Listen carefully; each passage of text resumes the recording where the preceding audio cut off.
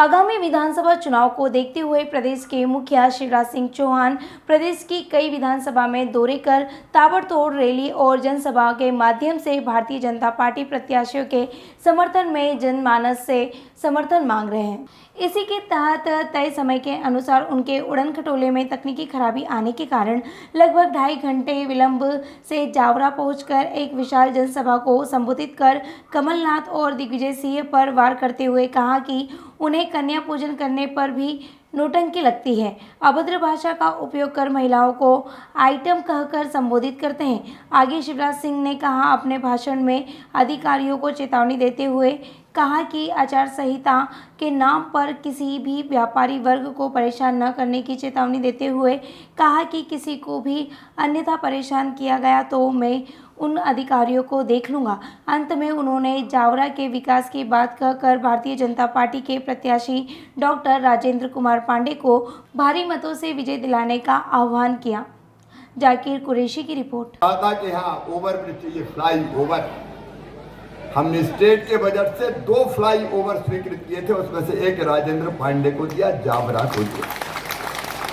जावरा का विकास जावरा के विकास की गाथा कहता है। आज मेरे पास समय नहीं है कि मैं विस्तार से जावरा के एक एक विकास के कामों को बताऊं, लेकिन जावरा वालों आज मुझे दिल से बताना, ईमानदारी से बताना, विकास के जितने काम हमने जावरा में किए कांग्रेस ने कभी किए थे क्या? ऐसी रोडें कभी कांग्रेस में बनी थी क्या? यही जो एक्सप्रेस वे है इसका भूमि पूजन अपन ने इसी धरती पर किया था, जावरा की। आज कैसा एक्सप्रेस वे बन के तैयार है। मध्य प्रदेश बदल गया है विकास के मामले में। आज मध्य प्रदेश हिंदुस्तान के नंबर 1 के राज्यों की बात में शुमार हो गया है। कांग्रेस का विकास से कोई लेना देना नहीं था, विकास में उनका विश्वास ही नहीं था। 1.25 साल बीच में कांग्रेस की सरकार आई, आप बताओ कोई विकास का काम हुआ क्या? बदला लो। मुझे बताया कि यहीं के विधायक के उम्मीदवार ऐसा लोगों को प्रताड़ित किया कि लोगों ने मीडिया के सामने रो रो के कहा ये विकास नहीं महाविनाश करने आए। ये कांग्रेस के नेता, इनका भावनात्मक रिश्ता नहीं है मध्य प्रदेश से। ये मेरी लाडली बहनाएं बैठी, यहां भी मेरी बहनें खड़ी है। मेरी बहनों और मेरी बेटियां भी खड़ी है। देखो मैं सरकार नहीं चलाता, मैं तो परिवार चलाता हूं। परिवार आप सब मेरा परिवार है। अच्छा आप ही बताओ ईमानदारी से, मैं आपको मुख्यमंत्री लगता हूं कि भैया? अरे जोर से बताओ, मुख्यमंत्री के भैया? और मामा भी तो लगता हूं। आज जब रास्ते में आ रहा था तो बच्चे चिल्ला रहे थे मामा आई लव यू, तो हम भी कह रहे थे आई लव यू टू। ये स्नेह और प्रेम का रिश्ता मेरे बच्चों से मेरा है।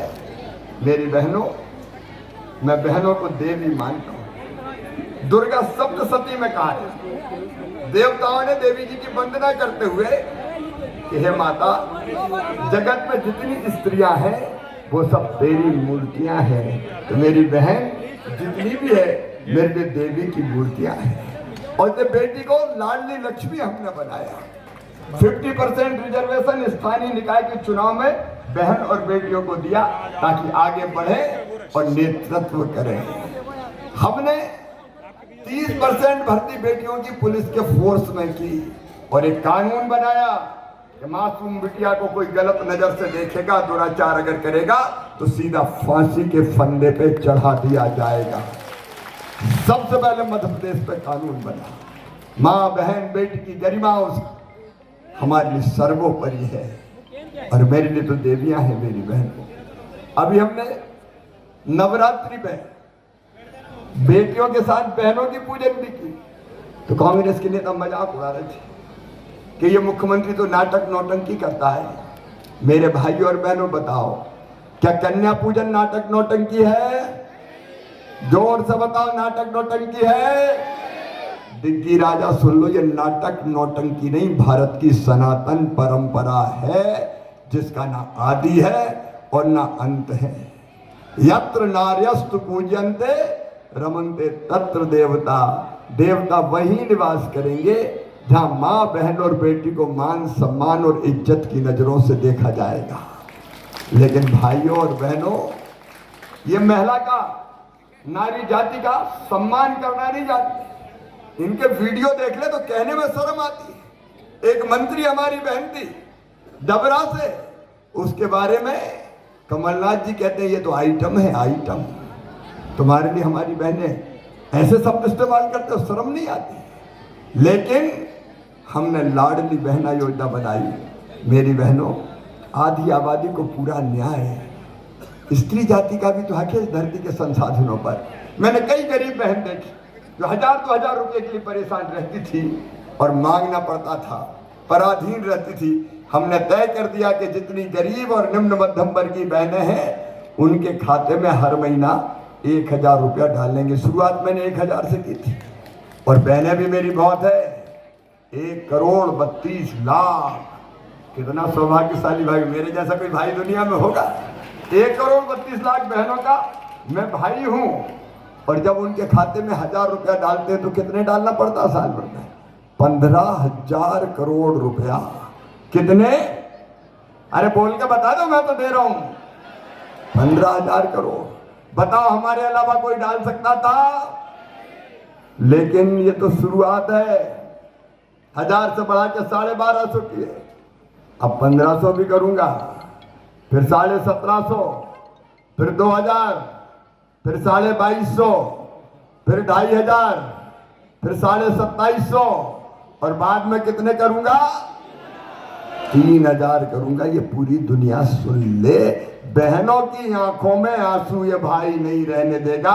उनके चेहरे पर मुस्कुराहट लाकर ही चैन की सांस लेगा।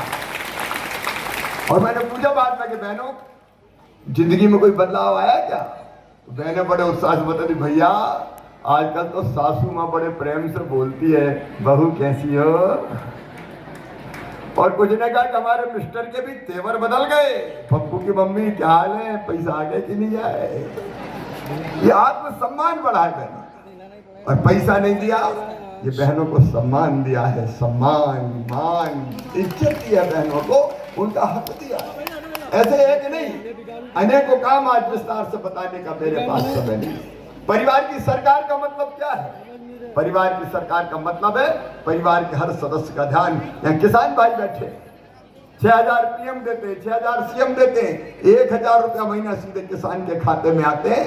और राजेंद्र, आपने सिंचाई की योजनाओं की बात कही, धीरे धीरे उन पर तेजी से हम काम, धीरे धीरे उन पर भी काम कर रहे हैं। और मेरी बहनों, घर में भी पीने का पानी अब गांव में भी हैंडपंप का नहीं आएगा।